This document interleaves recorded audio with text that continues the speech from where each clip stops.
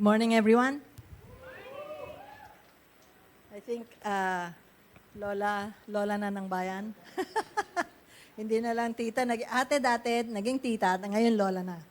Anyway, let me just share with you a bit of the story. Sabi ni Jamie, how the pioneering work of this church. I became a Christian when I was 19 in 1972. I am now I will be 72 years old this year.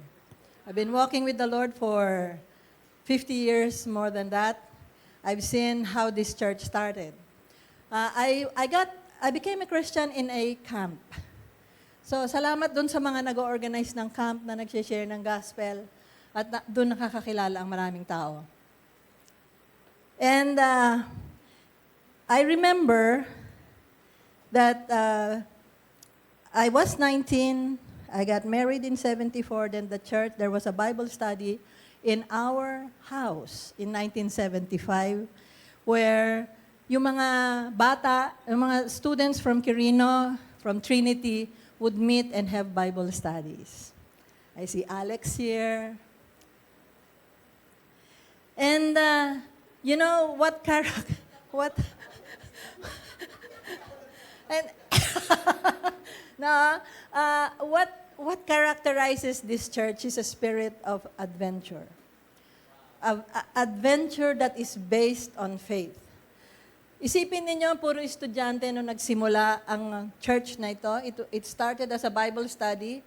And then, they got this great idea that they were going to put up a student center in Project 4.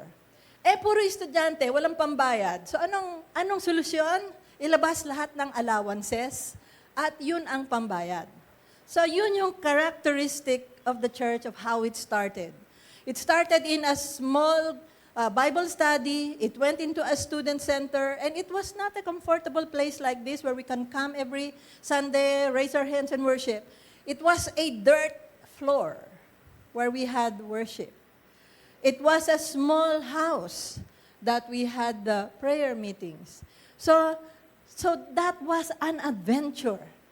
Imagine, mga batang walang pera, pero merong malaking pananampalataya sa Panginoon.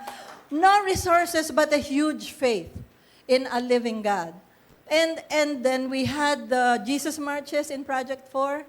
And then from Project 4, we went to Kalanchao, a bigger place. We started a school in 1985, in that house in Project 4. And our first clients were street kids and my children, and Abel's niece. So imagine, I pulled out my kids from a regular school and put them in an untested school with a big vision to make an impact in Christian education. That's an adventure. And from there, we went to Marikina. Then we put up the school in Marikina. And then from there, we went here to a place where we had no money when we said we are going to rent this place. How long have we been here, Pastor? 8 years. 8 years of not knowing where if we are ever going to pay the full amount for rent. So, why am I sharing this with you? Because this is a church where adventure is born. My life's verse is seek first His kingdom and His righteousness, and all these things shall be added to you. Seek first His kingdom and His righteousness. That means seek God's dreams. What are His dreams for you? I started dreaming when I became a Christian. I didn't know how to dream when I was not a believer. I did not know that there was a bigger world out there. So it is a challenge to each and every one of you, every one of us, to have a dream, God's dream. And part of that, when you start pursuing God's dream for you, the way that this church has pursued God's dream for it, then the Lord said, all these things shall be added to you. All. What does all mean? What does all mean? Is it hard to explain what all means? That means your lifetime partner, your source of income, your vision, your dream. You want to be bigger. You are bigger inside because the faith that God has placed in you is bigger than your limitations. We look at our limitations and we say, hindi ko kaya yan. Pero alam nyo, pag tinignan nyo yung church na to, paano nila kinaya? Simple lang. We believed in a big God. And that God is faithful. This church has been a blessing to me. This church has been a blessing to me. You know, you could get a copy of my book if you have not yet. The proceeds of that book goes to the Jesus Flock Academy. In that book, I said, my youngest son died when he was 11.